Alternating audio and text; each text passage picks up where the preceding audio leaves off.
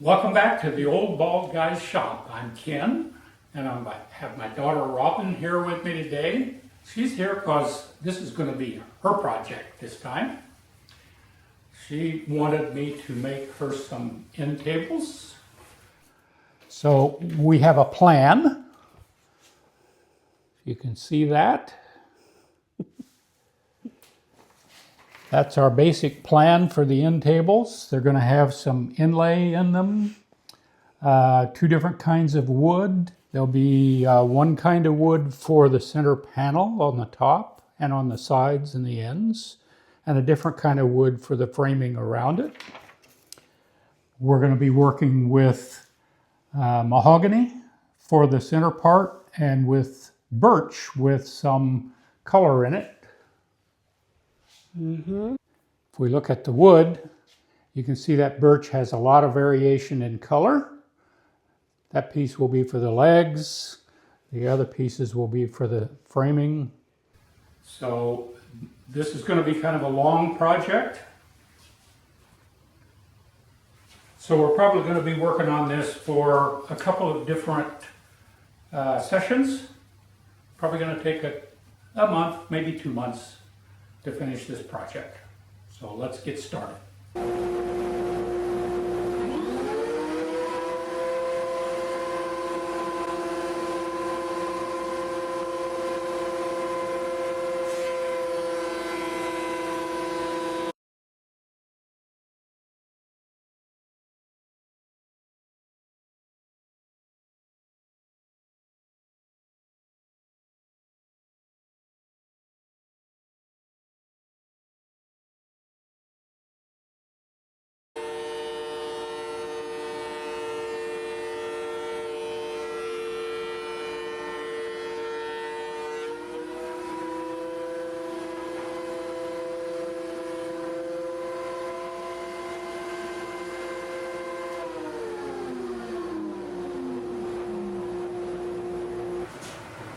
So my buddy Randy is here with me today. He likes to come help me out in the shop when I've got a project. In fact, we just finished a project for his wife not long ago. It turned out really well. She liked it, and this man has taught me a lot. Yeah, he loves to come work in the shop. So you're going to see Randy a lot. He's going to be helping me out on this project, especially with stuff like planing long boards where two people will come in handy. Yes, that's true. Appreciate you, Randy.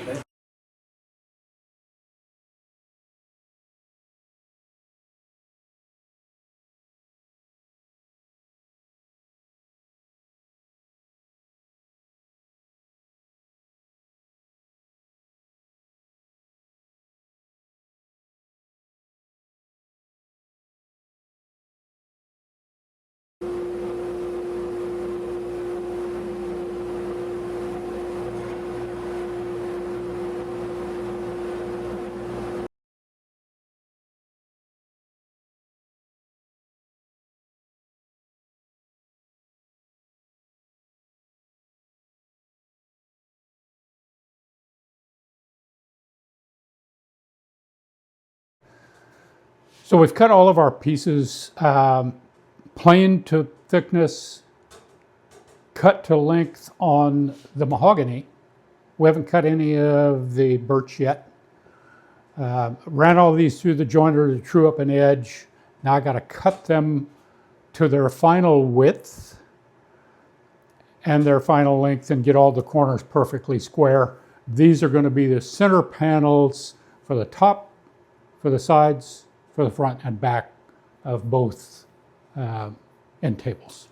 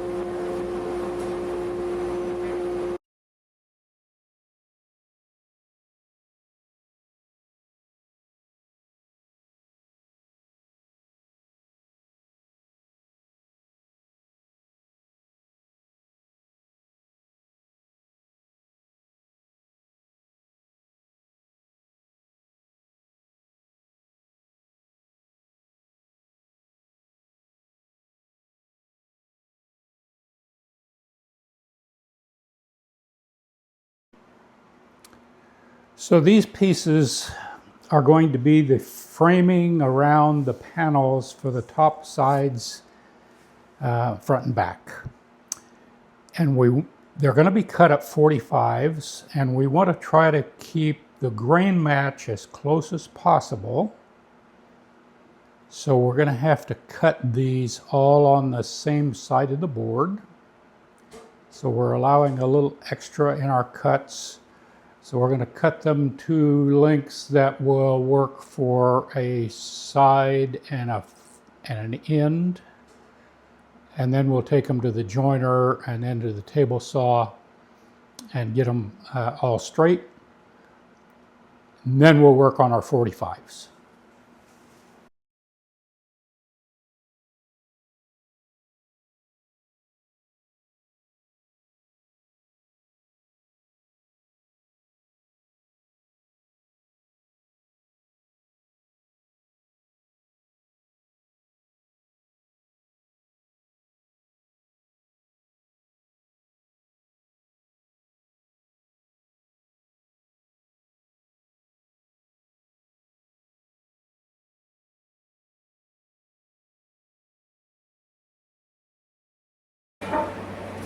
So I cut the legs from the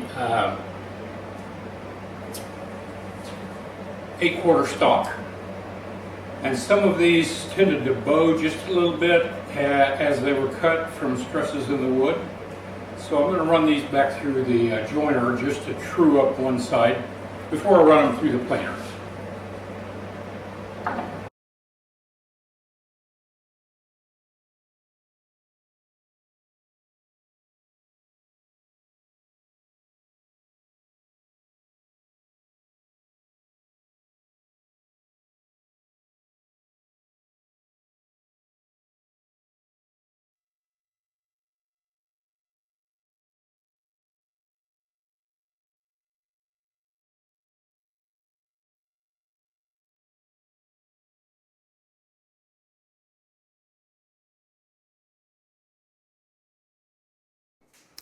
Okay, we have all of our pieces cut. I have the legs cut. I planed them so they're perfectly square. All of our our frame pieces for the top are cut. And now we're going to start doing the 45s. So I've set the saw to a 45 and used my little test block.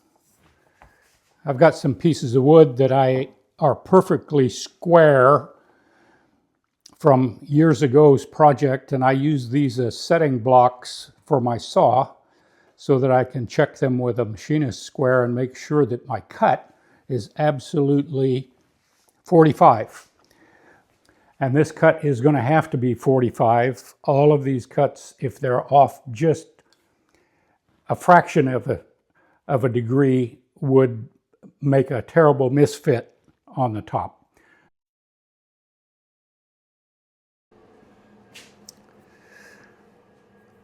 Now, unlike some other carpenters or woodworkers, I have a little trouble getting my 45s cut to exactly the right length, so I use the sneak up on it method to get my corners right. So I'll clamp this piece in position, knowing that we have that corner perfectly straight. I'll clamp this piece across here, and then I'll slowly take tiny, tiny slivers off of this end until the next piece fits. And work my way around until I get back over here. This one has to be trimmed some. It's a little long, but I cut it long initially to start with. Hopefully, when we're all done, we'll have a perfect fit.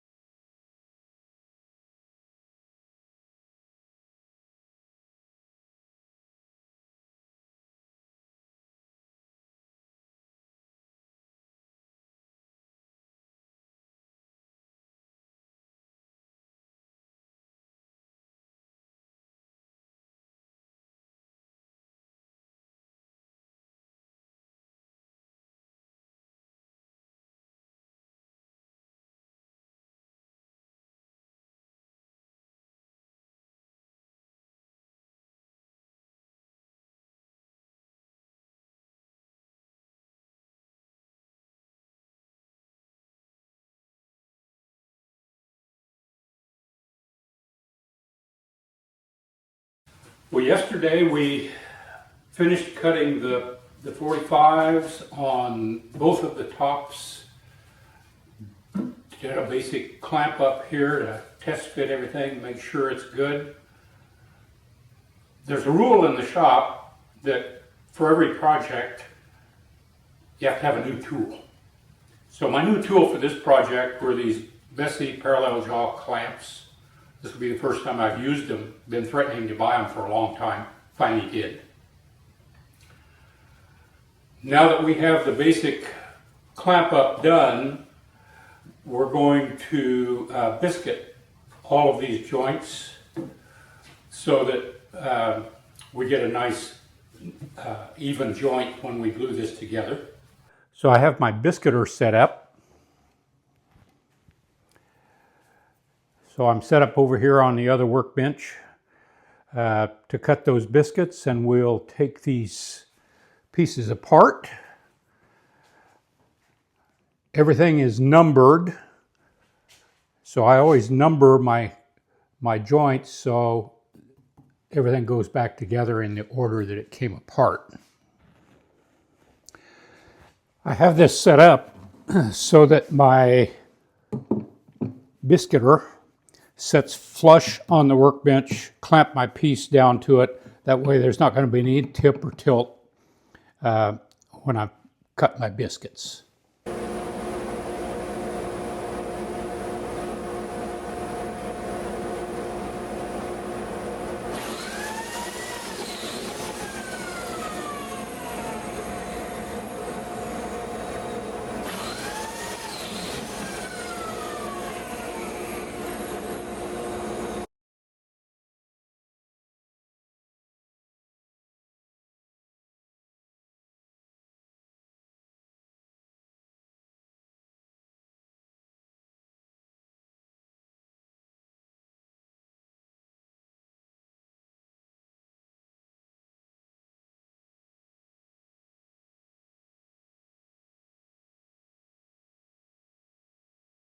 All right, now we're going to prepare for our inlay. These are the inlay pieces. These measure out to about 30 to 31 thousandths of an inch. So we're going to set our router bit just a little bit higher than that, because I know that there's going to be a fair bit of sanding to do on the top to get all the edges even on the top, and I don't want to sand through this 31 thousandths thick inlay, so I'll sand down to it. So I'm going to set my depth to about 35 thousandths. Okay, I've set my router for just a hair over the 32 thousandths, and the depth set for the width of the piece of trim. So now we're going to run the outer frame boards through and cut that slot for the trim piece.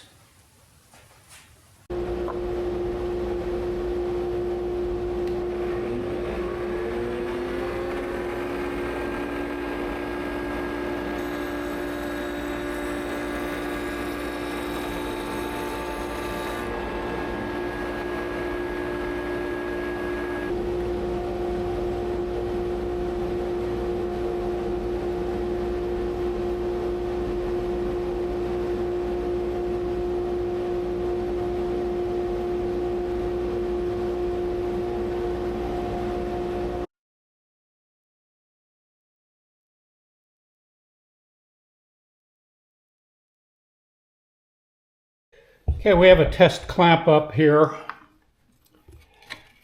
and our trim piece fits nicely into our slot, just a little bit snug, and that's the way we want it. But now we're going to take this apart again, because we're going to drill pocket hole screws on the bottom side. We're dealing with two dissimilar woods here, and they have a pretty different coefficient of expansion. So just to be certain that we don't have any glue joints popping loose later down the line, we're going to put pocket hole screws underneath all the way around. They won't be visible, they'll be inside the cabinet, but that will help to prevent any potential for glue joints to break loose because of that difference in coefficient of expansion. Okay, we're all set up to drill pocket hole screws. Randy's going to hold the dust collector for me, and we're going to make some holes.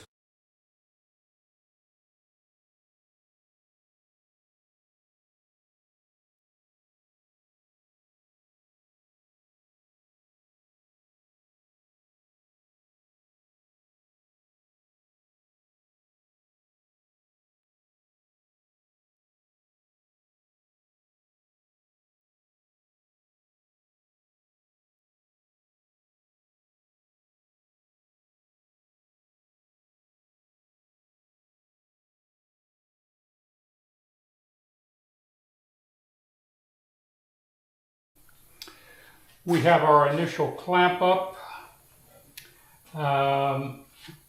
Everything's square. We're ready to cut the inlay to go in the slot. So we're going to do that with a chisel and a board with a straight line on it and a machinist square.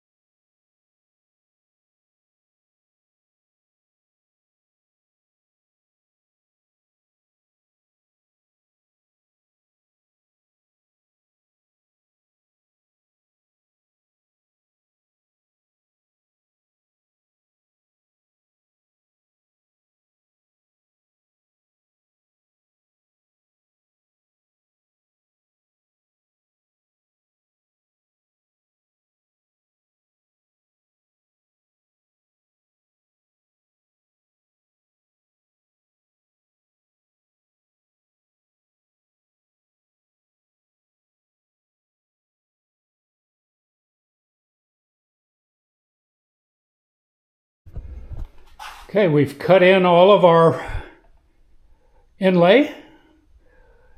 We got the corners matching all the way around. We are ready to glue up this top. You can see that there's a sheet of plywood underneath this. I covered that sheet of plywood with blue painter's tape so that when we glue this up, it won't stick to it. We'll be able to separate it.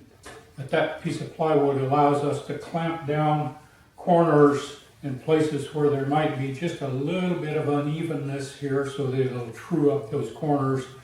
We'll make some little clamping blocks out of some pieces of scrap, put painter's tape on the underside of them so that they won't stick down to the glue.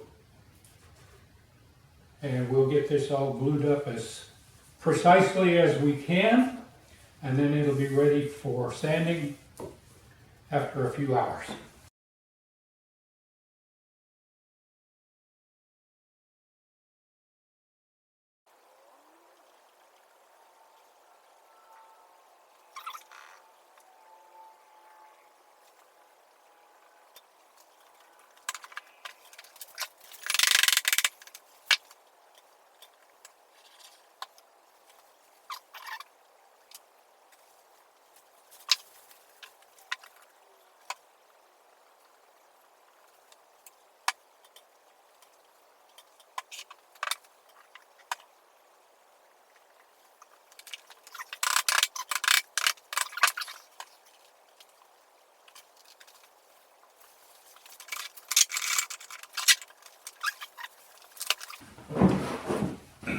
By keeping the clamps on the other end, everything stays in alignment.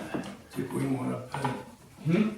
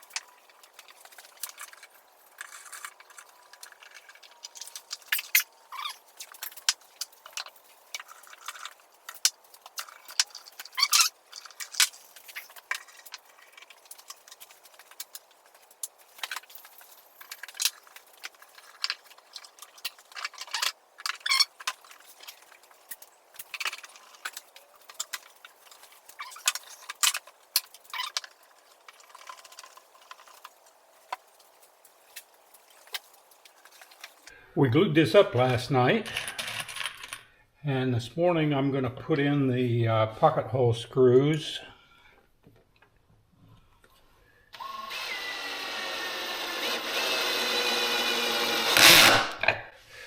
Just to be sure that we don't have any separation of these joints.